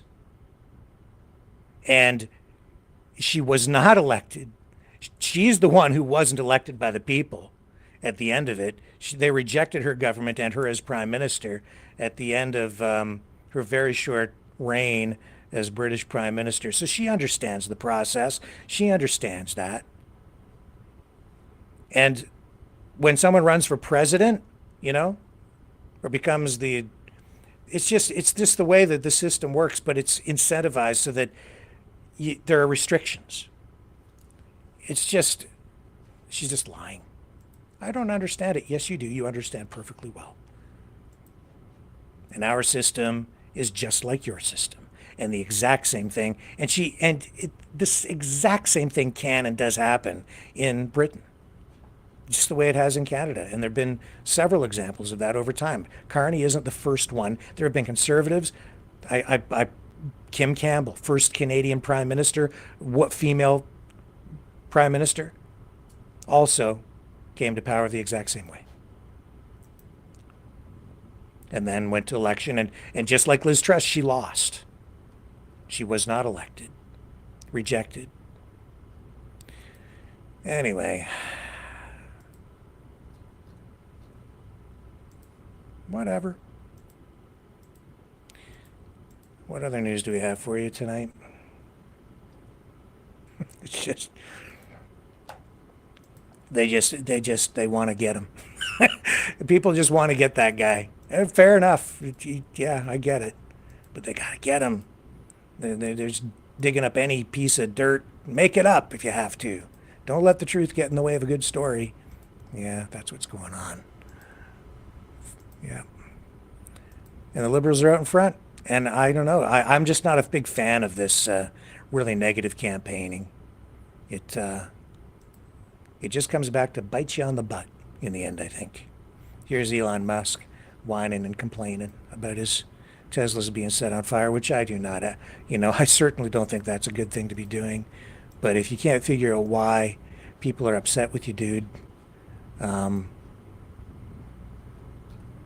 I think he's just being a little disingenuous himself here with a post like this. He's like, has there ever been such a level of coordinated violence against a peaceful company? I understand not wanting to buy a product, but this is extreme arson and destruction. Yeah, well, you entered the political ring with your $270 million purchase of power in the White House and the Trump administration, and now you've gone into the government with a flamethrower and a wrecking ball, and this is what they call pushback. This is what you get, dude, because you are at war with some people. Make no mistake. And some people are not happy. I don't agree with this at all. It's wrong. And it is, and it's on some level unprecedented. But I understand why. Like, I know why. I don't agree with it, but I know why. So do you. I don't understand it. Yeah? Yes, you do. Yes, you do. What else do we have tonight? Let me just go over here. I'm going to check the chat. See the Rock Monster word of something MO says Trudeau meeting with King real. Hashtag your so-called clown Carney meeting King fake. Okay. Clean face. Sister has a clean face. Clown Carney stinky face. That's really intelligent. Hashtag Kings Charles all walk with Trudeau wheels in motion. All right, I'm going to switch. I don't even know. Somebody's smoking something, I think, because I don't understand half of what was just said there. Let me go over to the other Rumble channel. Gotta switch. Gotta go here. Here we go. There we are. All right. We can get down here. And who's hating me tonight? There's Dragon. Hello, sir. Mama Bear. Mama Bear says, I hold my pen just like Carney. I don't know. I hold my pen like I hold my pen. Johnny. Hello, Johnny out of Toronto. He says he predicts Pierre by a landslide. Maybe. Polls don't show that. But polls aren't always right. Mama Bear says she'd vote for a pet rock before she'd vote for Carney. And Angel Heart. We're supposed to be talking about Canada. Yeah, it's all about Canada right now, man. All of it. Everything coming out of the White House, too. One way or another, all comes back to Canada.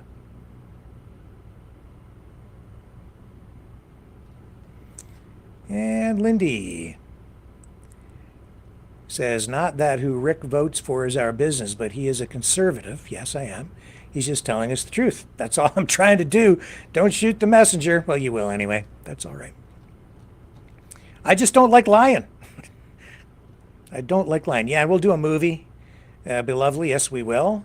I'm torn into what, as to what to run tonight, but it'll be on at 10. I need time to get the broadcast set up. Do you want a horror movie, something scary, kind of campy, or do you want like a war movie thing, or a mystery kind of a thing? You guys tell me. I've got a few things in mind that I'm sort of saving for a surprise tonight. Maverick Midnight Matinee, 10 p.m. Eastern, in just over 1 hour from now. Comedy. Oh, there's an idea. Maybe we'll run a comedy tonight. I was thinking of running, what's it called? I think it's just called Evel Knievel. It's an old movie with George Hamilton. I don't think we're going to do it tonight, but I've been thinking of running that. I just haven't been able to find a good copy of it. Everything I'm finding is grainy and not of high quality. I just don't know if anyone is going to want to sit through that for the duration. But I remember that movie from when I was a kid, and we could run that, but it tells the story of Evel Knievel, the motorcycle jumper, which we all remember from the 70s. So yeah. Yeah, so midnight matinee tonight, Love, Hope, and Faith. Try and maybe find something to get our minds off all this craziness out there. What else do we have? I just made a couple of notes here. Beginning, the cell phones at the border. Yes. Canadians worried about traveling over the border? Yeah, because we've seen, of course, some Canadians thrown in jail by the Trump administration, border people who were trying to get visas renewed. That one woman spent 11 days incarcerated before being released and managing to get back to Canada. And they're searching people, going after their cell phones. Here's headline tonight. Here's what experts say when it comes to U.S. border agents looking at your phone. See if that still comes up there. Yeah. So, can U.S. border agents search your phone? You bet your booties they can. I've had it happen to me. Recent reports, it says here on the CTV report, of travelers being detained or denied entry to the U.S. have sparked concern among Canadians, particularly whether political opinions expressed online could impact border crossings. Yes, I'm worried about it myself. I have been for some time. It says, while some have paused or reconsidered their travel plans, immigration experts say that while concerns are understandable, the situation may not be as extreme as it seems. I don't know, when they're throwing somebody in the slammer for 11 days because they tried to get a work visa renewed, I think maybe I'm a little bit concerned. When I see Canadians being heckled and harassed, I'm a little bit concerned, and so are a lot of others. That's why I know that in retirement communities down in Florida, there are a lot fewer Canadians down there this winter. Right now, a lot of them came back early.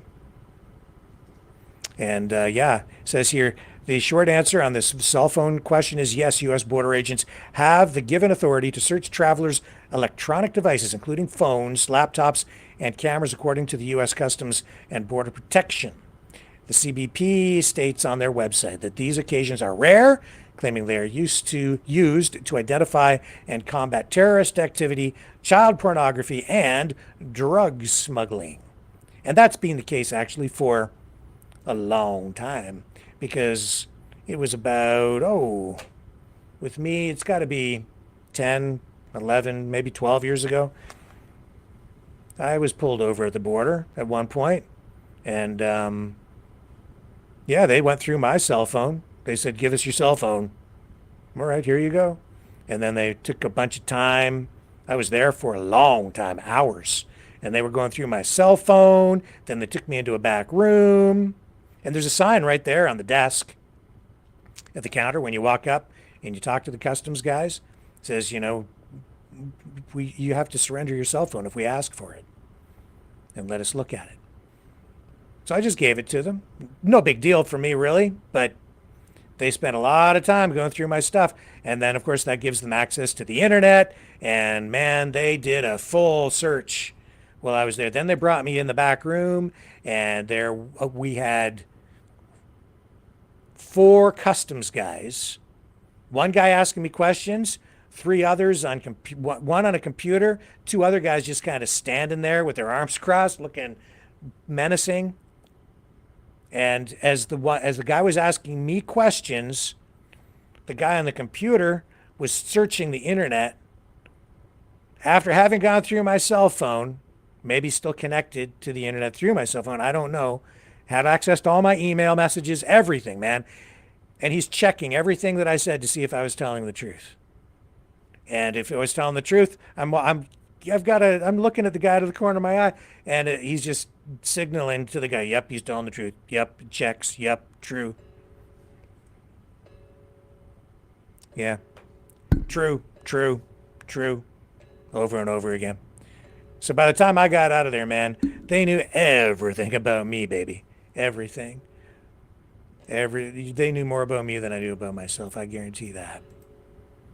So, that's the way that goes down. So if you cross the border, you have your cell phone with you, yeah, they'll take it from you. And they can. because you don't have rights like an American citizen does. You're crossing that border. In the end, it was kind of like I didn't mind so much because now they knew everything about me, so they realized I wasn't a risk, and then I was free to go on my way. And they keep a record of all that stuff too, you know. So that's fine. Because no big deal.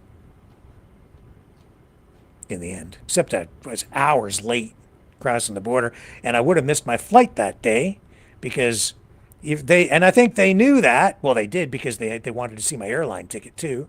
And where I was going, Texas, as a matter of fact. And the only reason I made it is because the flight was delayed. So I lucked out. Otherwise, I wouldn't have been going to Texas that night. Hours late. Anyway, that's about it. Just go back to the chat on Rumble. Yeah, it was pretty brutal. It was very intimidating, Lindy. It was, even though I'm like, I didn't do anything wrong. I'm okay. Like, I'm not a criminal. But even then, you're just worried that they're going to see something, take it the wrong way, use it against you or whatever, or make you just even turn you around and send you back. And you don't want that to happen because that goes on your record too. Where they're saying then every time you go over, they say, you've been denied entry at this point. Why? And then you don't want that. It's like a black mark on you. So you want a seamless experience at the border. And my advice is just do what they want, be super polite, and say yes and please and thank you and be of good manners, and everything will be fine. Simple as that.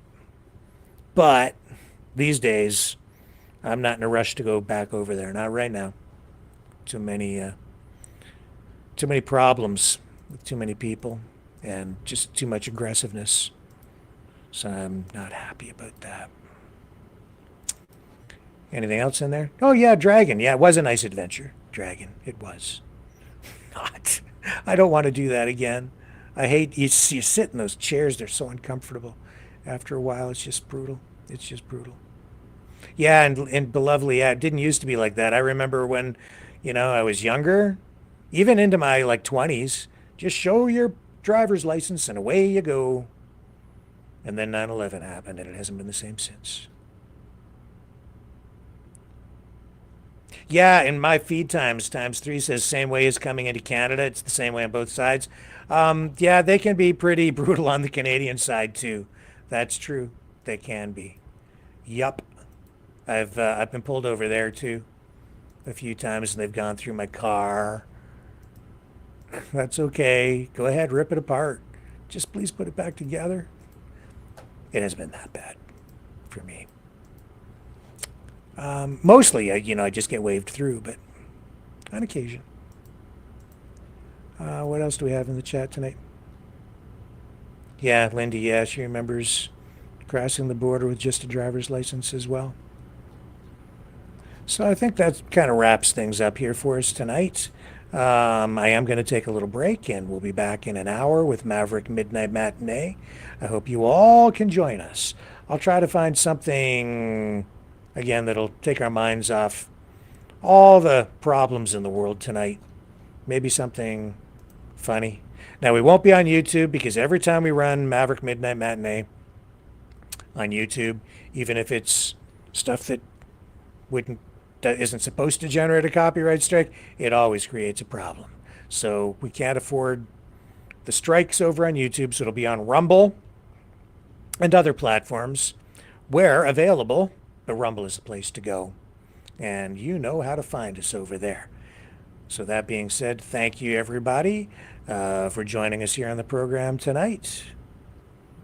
And let me see, what am I going to leave you with here tonight? What do you guys want to hear?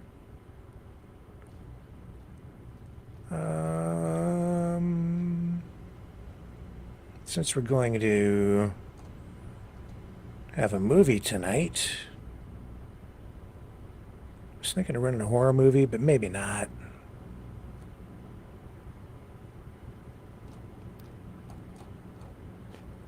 I'm going to check the chat. Anybody? Anybody? What do you want to hear? What song do you want tonight? Oh, the Memory Lane song? Okay. See if I can find that one for you. I like that one too. It's a little harder to find that one. There's the thumbnail for it. Doesn't pop up that way. I believe it is right here. It may be a misstart. If this isn't the right thing that I'm clicking on, I'll have to stop it and start it again. But I think this is it right here. Love you guys. See you in exactly 1 hour when we return with Maverick Midnight Matinee. And tomorrow night, 7 p.m. Eastern, on the flip side. He started with nothing, just metal and a dream. Wrenches in his hand, a vision so pristine. Day after day, he'd work till the stars shine, building a machine, one of a kind. Grease on his fingers, fire in his eyes. He'd smile at that engine like it was alive.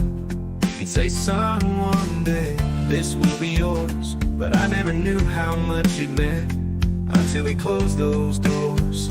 Now I'm rolling down memory lane behind the wheel of that old Mustang. Every shift, every turn I feel him near. The sound of that engine, it's my dad I hear. Built with pride with his hands and his heart. Every drive brings me back to the start. In this dream car, he's never too far. I remember my dad every time I start. He taught me to drive, not just on the road, but through life's twists and turns and heavy loads.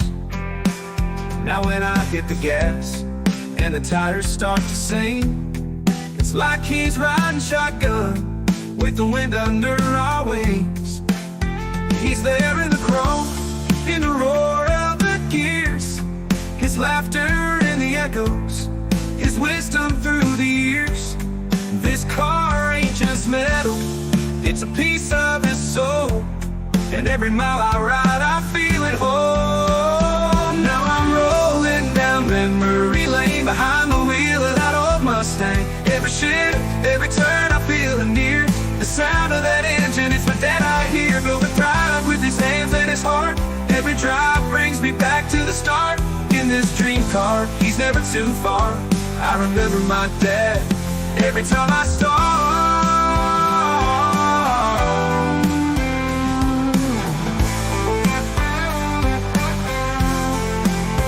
Through the rain and the rust, it still shines so bright, like the love he put into every late night. And though he's gone, I know he's still here. In every curve of this car, I see him clear. Now I'm rolling down memory lane behind the wheel of that old Mustang. Every shift, every turn, I feel him near. The sound of that engine, it's my dad I hear. Built with pride with his hands and his heart. Every drive brings me back to the start. In this dream car, he's never too far.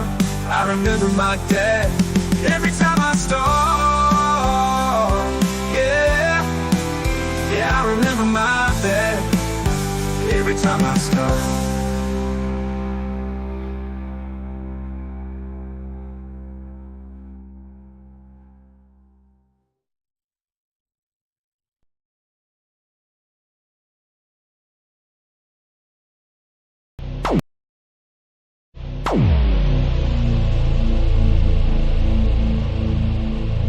This has been a Maverick Multimedia production.